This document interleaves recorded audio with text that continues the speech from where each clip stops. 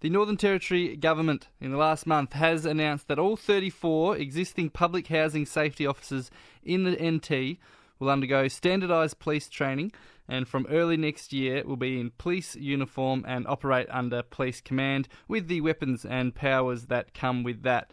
We heard from David Villegas, the Secretary of the CPSU NT representing the existing workers, that there are approximately 6 public housing safety officers in Central Australia.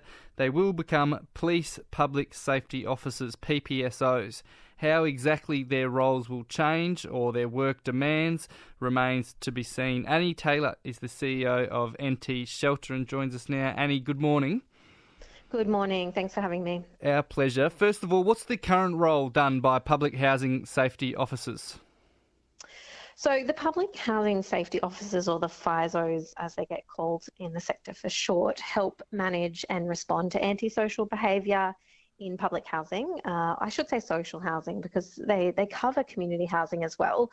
They investigate complaints. They also work with the staff of community housing providers, the department staff at the Department of Housing, and support their work. So their work really extends beyond enforcement. They develop relationships with tenants and local housing providers, and particularly in smaller communities like Tennant Creek and Alice Springs, PPSOs are a really key point of contact for tenants themselves who might be after a bit of support to help them stay safe and maintain their tenancy. So there's quite a bit of trust there which can take time to build. So they help really by identifying some of those issues early and preventing them before they escalate. So generally speaking, do they play a pretty valued and important role? Yeah, definitely. So, we've spoken to our stakeholders, whether that's community housing providers or others. And yeah, it certainly seems like they're an important part of maintaining, cohesion within our communities. What's your reaction to this proposed reform that from next year they'll fall under the police umbrella and become police officers?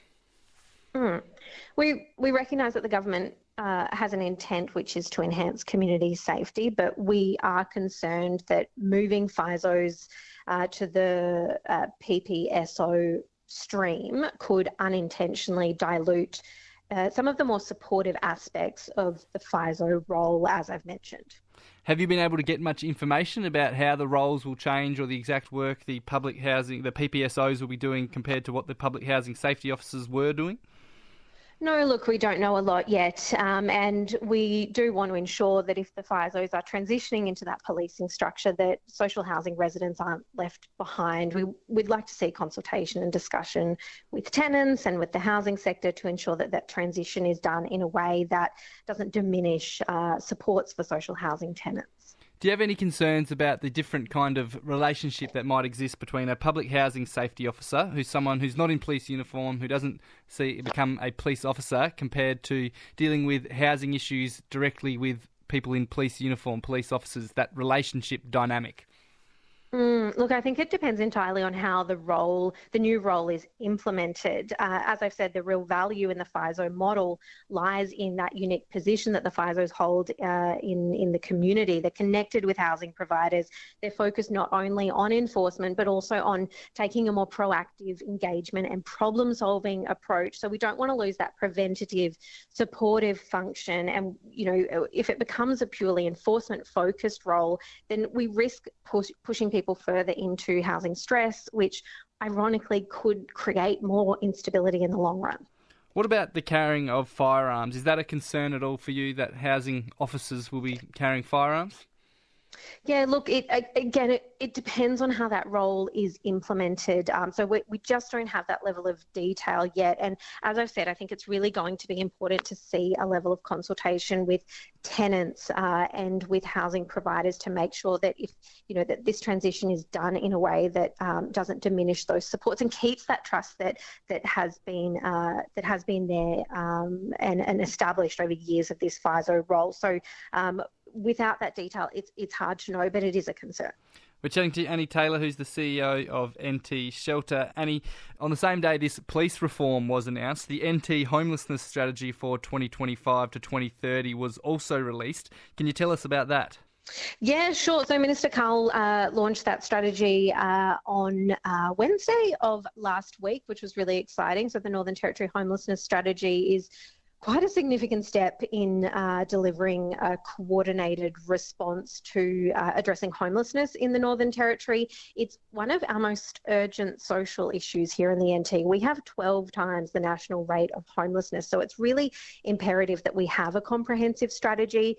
It's a strategy that, we had over 200 stakeholders contributing to this strategy. We had over 100 people with lived expertise or experience with homelessness who contributed. So it's a plan that's really been well consulted on, and so it was really exciting that it was launched. And the focus of that strategy is prevention, so intervene early so we can stop homelessness before it even occurs, delivering culturally safe services, particularly for Aboriginal Territorians, and also just strengthening that homeless system overall so that we're improving service coordination. And there's also a real focus in ensuring that in all of our different locations within the Northern Territory, particularly those urban centres, we have, regionally specific contextualised responses, which I think is incredibly important because, I've spent a lot of my time living in Alice Springs, and I know that things operate differently to Alice Springs to how they do in Darwin. So it's really important that we have a contextualised homelessness response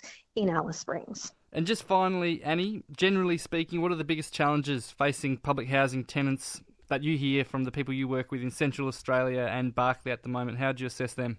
Look, overcrowding is really prevalent. There are multiple families often who are sharing single dwellings due to a shortage of available housing. And this is something that we spoke about in our media release when we spoke about the launch of the homelessness strategy. It's really exciting that we have this new strategy, but we just can't ignore the critical shortage of affordable and appropriate housing across the Northern Territory. We have social housing wait lists that are up to 10 years in our urban centres, and often you'll see people who wait a lot longer than that for social housing. So we need to build more housing in the Northern Territory. That's what it comes down to. It's a stock issue.